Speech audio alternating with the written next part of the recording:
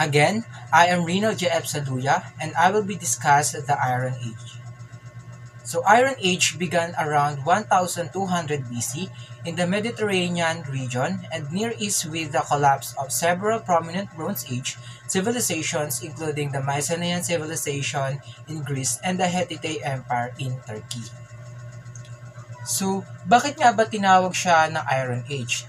Some reason is the name given to the time period from approximately 500 BC to 43 AD in Britain, where iron became the preferred choice of metal for making tools. In Europe, the Iron Ages marks the end of prehistoric after the Stone Age and the Bronze Age. So, yun pala yung naging isang dahilan kung bakit siya tinawag na Iron Age is because ang mga ginagamit nilang mga innovation or invention ay ang mga metal or iron.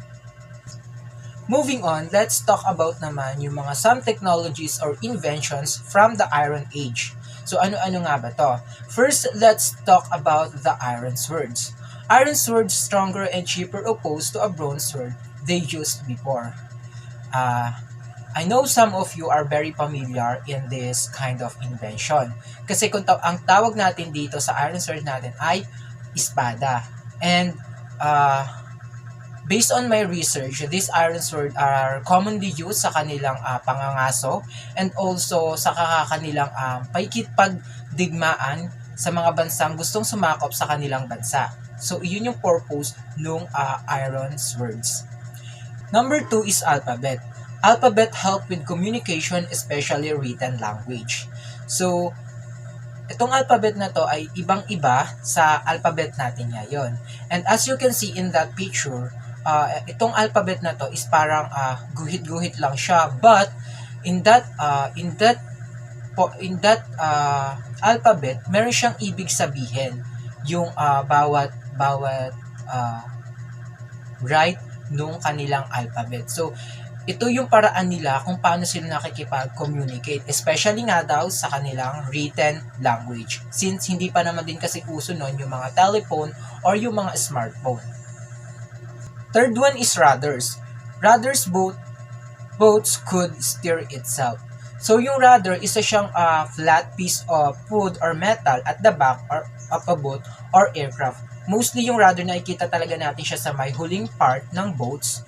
And nandun kasi siya para ang pinakang purpose ng rudders na yun is to move from side to side in order to control the direction of travel. Siya yung nagko-control in which direction of the boat will go. It's either right ba to or sa left. So, yun yung purpose ng rudders. And as you can see, gawa din siya sa iron.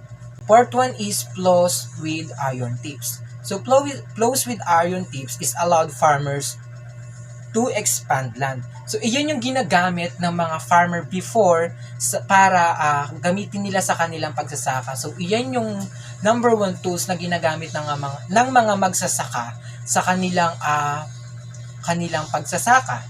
Like, iyan nga yung plows with iron tips. And number 5 is water wheel. Water wheel provided lifting for irrigation and billing. So, ito yung pinagkukuhaan nila ng mga tubig na kung saan pwede nilang itong gamitin sa kanilang taniman or sa personal uses nila. So, ganyan yung kanilang way on how they provide their water. So, pero ngayon kasi ang ginagamit natin 'di ba is talagang made from electricity na, and mostly gumagamit din tayo ng mga dam, yung mga dam na sa bundok, ganun na yung mga pinagkukuhaan natin ng mga tubig sa ating irrigation. Next one is spinning wheel. Spinning wheel is your way to produce yarn and thread for clothing. As you can see in that picture, so ganyan yung way nila on how they can produce their cloth. So, sa pamamagitan ng spinning wheel, diyan sila nakakapag-create ng kanilang mga damit or yarn. Pero ngayon, ang ginagamit na natin para mag-create tayo ng yarn or ng thread ay gumagamit tayo ng sewing machine na kung tawagin ngayon. Sewing machine yung ginagamit natin. And kung makikita nyo dyan sa kanilang spinning wheel, parang ang hirap gamitin. Very ang daming way, parang ang daming pasikot-sikot kung paano siya gamitin. Unlike sa, unlike sa sewing machine. Next one is wood pallet. Allow workers to make noble items of wood including buckets and bowls. So, ganyan yung ginagamit nila daw para magka-create sila ng buckets and bowls. And additionally dito, ang kaya din gawin itong wood pole na to ay bracelet tsaka wood spokes. So, yun yung kanilang nake-create by the use of wood pole. Number 8, iron cannons used in wars accurately. I know of some of you are very familiar in this kind of invention. Kasi as of now, meron pa din naman mga ganitong invention na nakikita dito. And ginagamit siya mostly sa pakikipagdigmaan.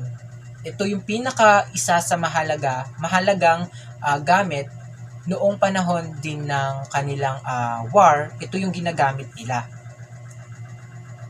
Number 9, stun cannonballs used because more destructive in war when fired. So, ito yung bala ng iron cannon. So, ito yung bilog. Makikita nyo sa picture, yun yung bilog na malaki, na mabigat, na kung saan iyon yung pinakang laman ng iron cannon. So, that is stone cannonballs. 10. Scale armor protects the infantry more than the armor in the past did. So, way back sa kanilang war, ito yung ginagamit nilang protection sa kanilang katawan laban sa mga kalaban. Kasi kung makikita niyo diyan sa may picture, gawa din siya sa mga iron na kung saan talagang kayang protektahan nitong scale armor na to yung kanilang yung mga tao na sumusuot nito. So, iyan yung isa sa kanilang pangsangga laban sa kanilang mga kalaban. Iyang scale armor na yan. Number 11, pottery wheel. Made the process of pottery making faster and easier. So, iyang pottery wheel naman na yan, iyan yung ginagamit nila to create vase and other pottery. And now, ang ginagamit na natin ngayon ay mas innovative and mas mabilis and mas convenient ngayon. Pero hindi ko sure guys kung meron pa ding mga ganyang invention today. Pero I think wala na eh. Kasi mostly talaga na ngayon na ginagamit ng mga pottery maker ay yung bilog lang siya, then parang may aapakan ka lang doon and kaya mo nang kontrolin yung paggawa mo ng isang pottery. So ganun yun. Number 12, metal helmet. Helmet that was later used as a vessel to hold human remains following a cremation has been discovered.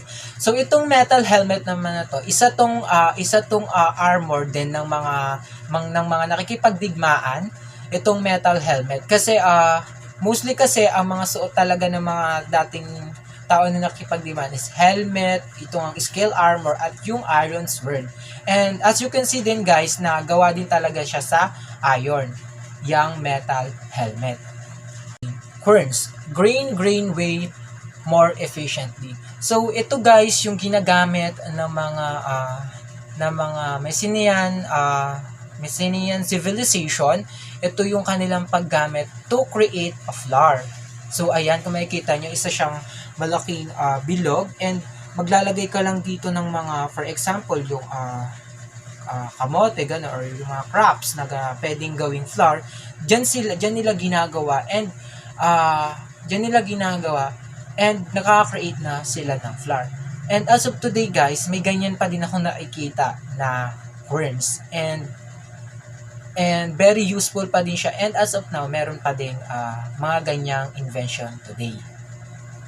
And also, grain was placed onto the saddle saddle stone, and the rubber stone was moved backwards and forward over it, grinding the grain down. Yan, para mas durog na durog and mas pinong-pino yung kanilang ginagawang flour. Next one is vessels. Vessels made ships more stable. So itong vessel na to, ito yung ginagamit ng mga tao before, na ginagamit na it's either it's either sa kanilang pakikipagdigmaan or sa kanilang market exchange o pagpapalitan ng mga produkto.